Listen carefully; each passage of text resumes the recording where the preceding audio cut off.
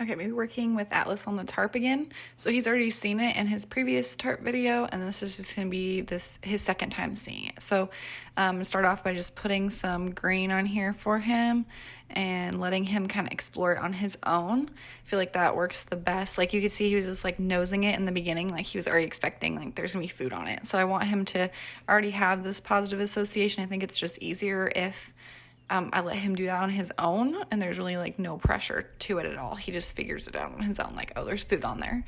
And then now that he's like familiar with it and already kind of associates it with food, I'm going to start asking him to step toward it. So I'm just going to put my target over the top of it.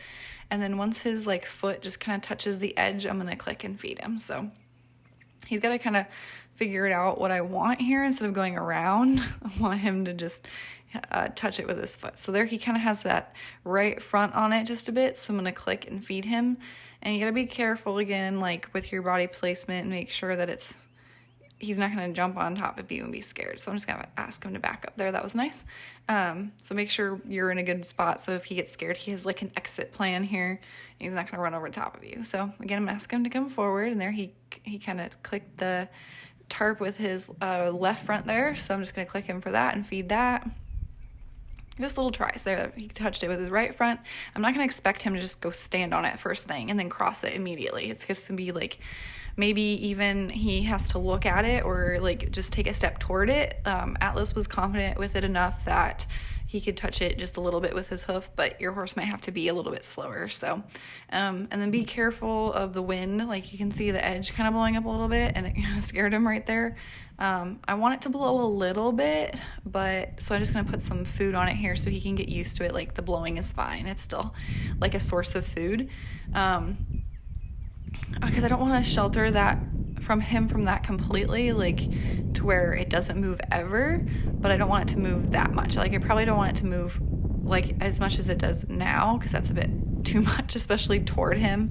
So I'm just gonna put some sand on it and kind of make him put like something on top of it to just make it a little bit quieter. But just be kind of aware of that before you start letting him eat on top of it, because that just might be too much, having it move, especially move toward him. So be careful of that. But I'm just gonna have this kind of move a bit and try and get it situated here so it's not blowing on top of him, which is not going super well. Okay, so I'm just gonna hold it down here while he can eat off of it, but I can kind of control its movement a little bit. So get some dirt on it here. I don't have really good sand in this brown pen, so yeah, that didn't work out super well. Like he's not super worried about it. He keeps coming back to it, so that's good, but I wouldn't take that for granted. So definitely try to be a little bit more prepared than I was here, and get some sand on the edges of that, or just something else. Like I could stick the mounting block on the other edge, something like that, just to make sure that it's not gonna blow up, especially toward them, because that's scary. It looks like something's gonna chase them, so you don't necessarily want that. But I do want him to see it, just not necessarily too far, like too early in the game. I want him to be comfortable with it small and not moving, and then we'll get it bigger and bigger and then have it move too. So I just like to break all those things down separately. Oh, and there it goes again. I should have stepped on that there and tried to tackle that back before it blew into his face. But he's coming back, so that's good. There we go. Now he can eat off of it.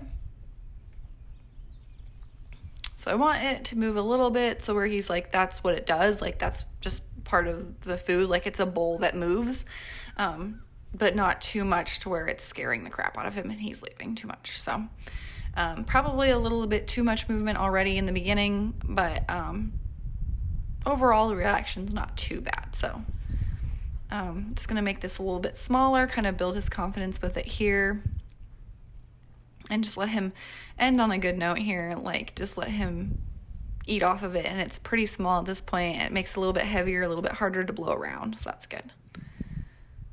So just let him take his time here. But I like to do lots of this. This is how I got them used to the concrete underneath the barn. It's just like a little like roof on top of it, and I didn't want to lead them through there or pull on them or anything. I don't want any part of it to be pressure. So I just kind of put some grain on there, and I did like a little like Hansel and Gretel thing where I put like little piles of grain all the way through, and they figured it out on their own. So that seems to work the best.